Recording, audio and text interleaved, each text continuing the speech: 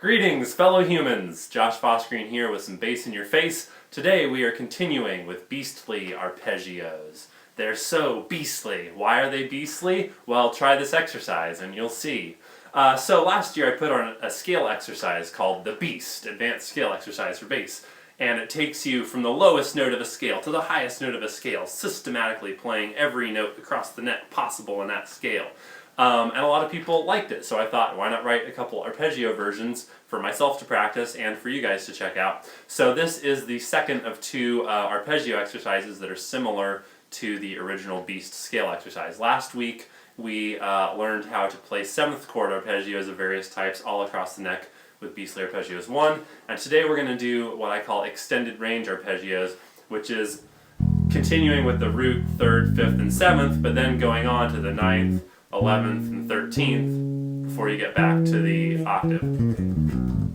Real quick before I get into that, I just want to tell you guys that last week with Beastly Arpeggios 1, the video, I put out an ebook called Beastly Scales and Arpeggios, which has the Beast scale exercise, Beastly Arpeggios 1, and what we're going to do today, Beastly Arpeggios 2, written out in every key, every configuration, so you don't have to figure it all out yourself. It's only $5 and you can get it on my website, joshfossgreen.com/books. Anyway, but today we're going to go through this exercise and I'm going to give you the framework to do it in every key if you want to figure it out yourself. Because that's how I like to roll. I like to give stuff out for free, and if you want a little extra help, then the book's available.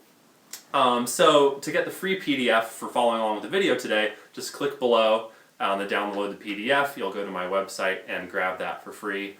And we're just going to practice this in 2 different keys today. For those of you who are antsy to get playing, we're just going to dig right into this at 60 BPM, which is half the speed you heard me play it in the intro.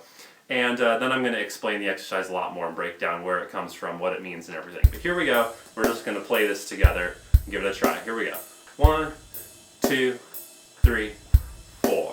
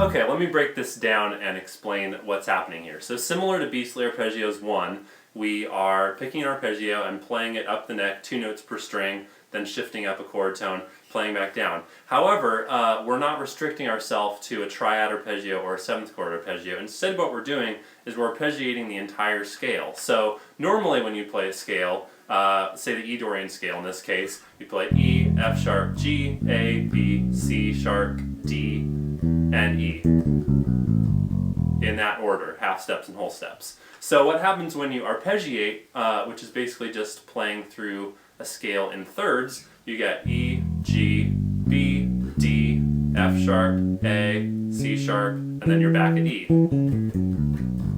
So what you've done is you just played the same 7 notes, but in arpeggio form. So you get the root, the 3rd, the 5th, and the 7th, which makes up the basic 7th chord, and then you get the F sharp as a 9th, the A as an 11th, and the C sharp as a 13th, and then you're back at the octave. So that's 1, 2, 3, 4, 5, 6, 7 notes, and then you're back at the octave, just like the scale. 1, 2, 3, 4, 5, 6, 7, and then you're back on E.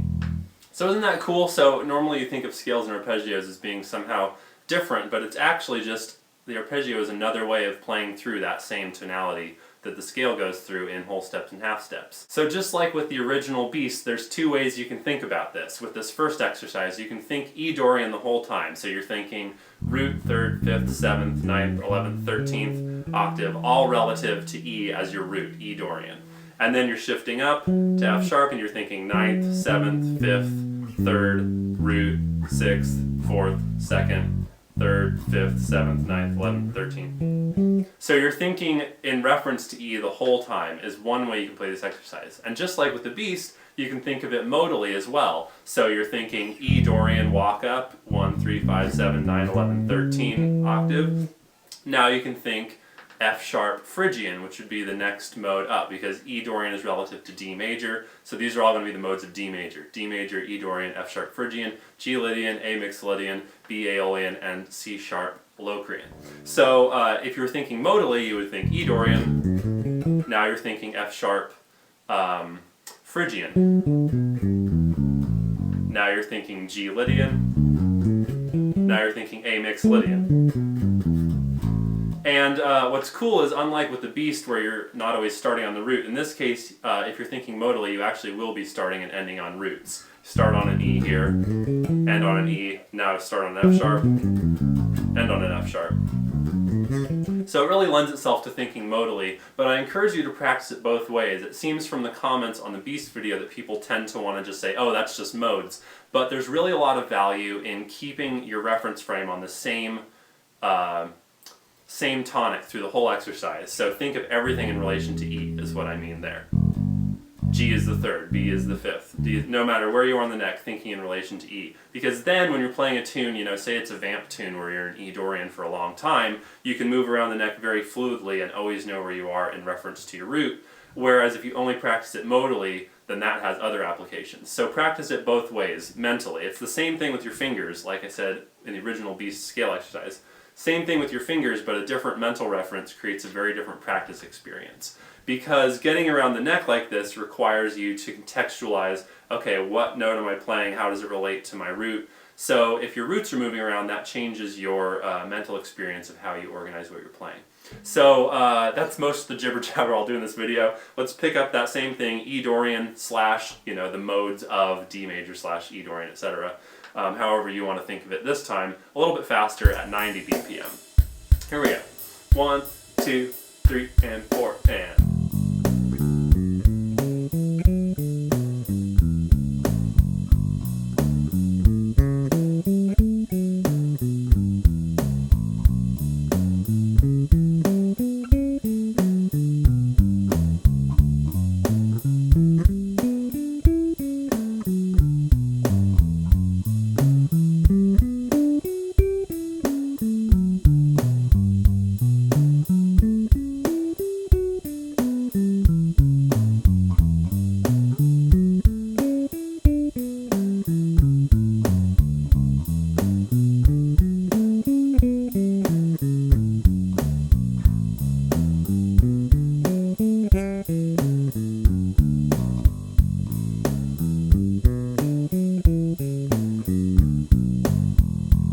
I just want to say before we move on to 120 that these play-alongs are pretty fast, and I just want you to have these around for reference so you can come back to the video later and have something to play along with.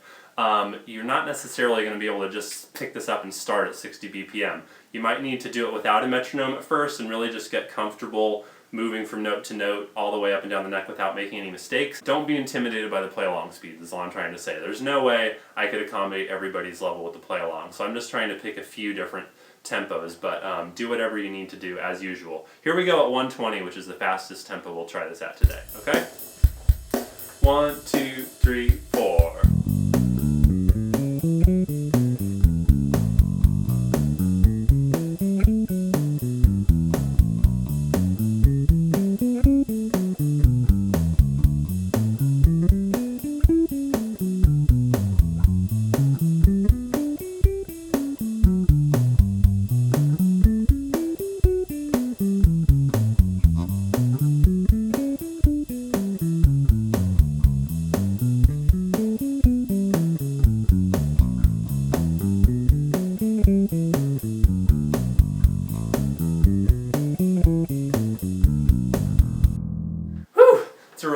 get through that at 120. That's pretty fast. If you can do that, congratulations. Okay, so that's E Dorian. We're going to try this in one more key today. I would do more, but it would just take forever. So you can practice this on your own, obviously, in all 12 keys. And if you want some help figuring out how to do that, check out the Beastly Scales and Arpeggios ebook, which came out last week, and you can still get at my website, joshfossgreen.com/books. Let's go to A Lydian now, which is relative to E major. So again, there's two ways you can think about this. You can think in A Lydian the whole time. So in this case, we'll be starting on an E, which would be the fifth relative to the A Lydian tonic. And think in relation to A all the time. And if you want to think that way, where you're thinking in relation to a static root, it's really helpful to either use some kind of sound hold pedal or make a loop of just a ringing A or have it play on a synth or something so that you're hearing an A reference pitch the whole time for your ear's sake. Or you can think modally, in which case you're going to think E major, then you're going to think F sharp Dorian, then G sharp Phrygian, etc. So again, modally or static root, the two ways to practice this. So I don't want to see any snarky comments. This is just the modes. Blah, blah, blah. It's not just the modes. You can practice it as modes or as playing with a static root all the way up in relation to the same note. And I encourage you to do both things because they will prepare you for different things in the future. Okay, so let's try this at 60 BPM, the A Lydian Beastly Arpeggios 2. 1, 2, 3, and 4, and.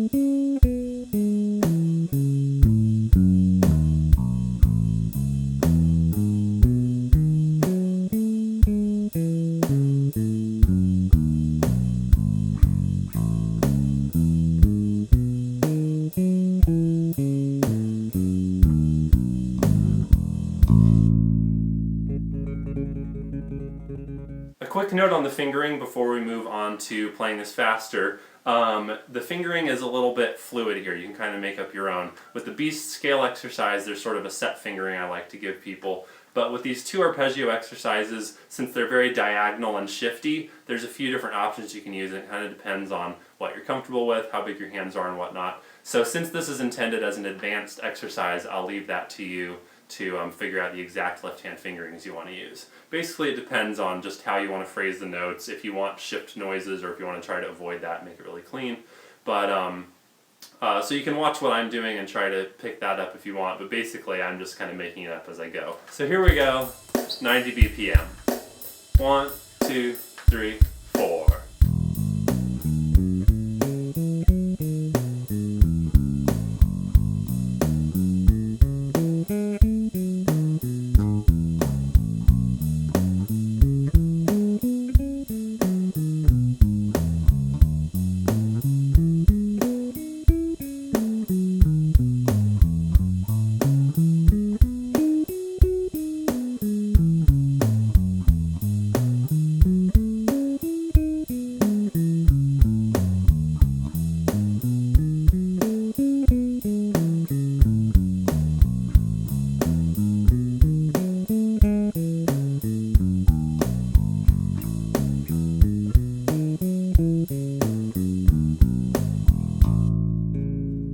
Alright, let's finish up this A Lydian here at 120 BPM, which is pretty ambitious. 1, 2, 3, 4.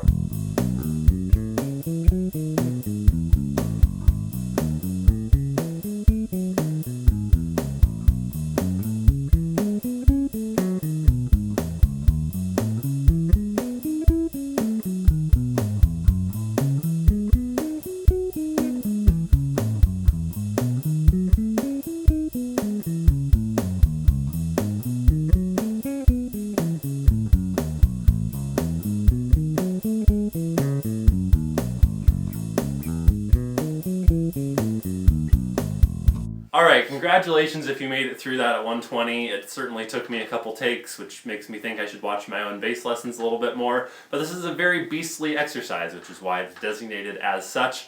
So I hope you've dug it. So let me just talk a little bit more about applying this to other keys if you want to figure that out on your own. So basically you're starting on the lowest note possible of whatever given scale / arpeggio, which in this case we're in A, so the lowest note of an A Lydian scale that's on the bass is an E. So the way to find that is just to start with your E and see if that's in the key, and then if not, go up to an F. It'll be somewhere within the range of the first few notes on the E string.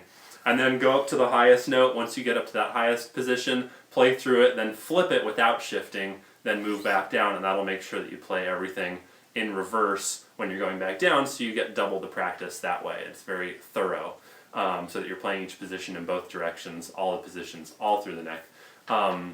Which is what I like about these beastly exercises. So you can totally figure that out on your own. If you feel like you could use some help with that, especially if you're more beginning, intermediate, but you're still watching this advanced video, you naughty, naughty person, I really recommend that you check out the full version, Beastly Scales and Arpeggios, the little ebook that I put out just recently. It's got this exercise written out in full, all 12 keys, plus Beastly Arpeggios 1 written out with all 5 common 7th chords, all 60 whatever of them, plus the Beast scale exercise in all 12 keys. So it's the whole Beastly Scales and Arpeggios package of exercises that I've concocted for you, written out in full, and it's only $5, and you can get it at my website, joshfossgreen.com/books. So thank you guys so much for watching. I hope that these exercises help you totally shred the neck. They certainly have helped me, and just keep practicing and moving around the neck and having fun on the bass. Alright, see you guys soon.